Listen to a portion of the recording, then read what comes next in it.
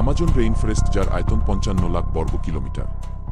এখানে রয়েছে 100-এরও বেশি উপজাতি, যারা এখনও মানুষের সংস্পর্শে আসেনি।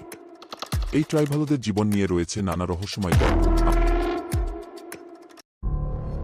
আমাজনে রয়েছে এমন ধরনের গাছ যা ধীরে ধীরে নিজেই হাঁটে। একে বলে ওয়াকিং পাম। আলো পেলে ধীরে ধীরে শেকড় সরিয়ে স্থান বদলায় এই গাছ।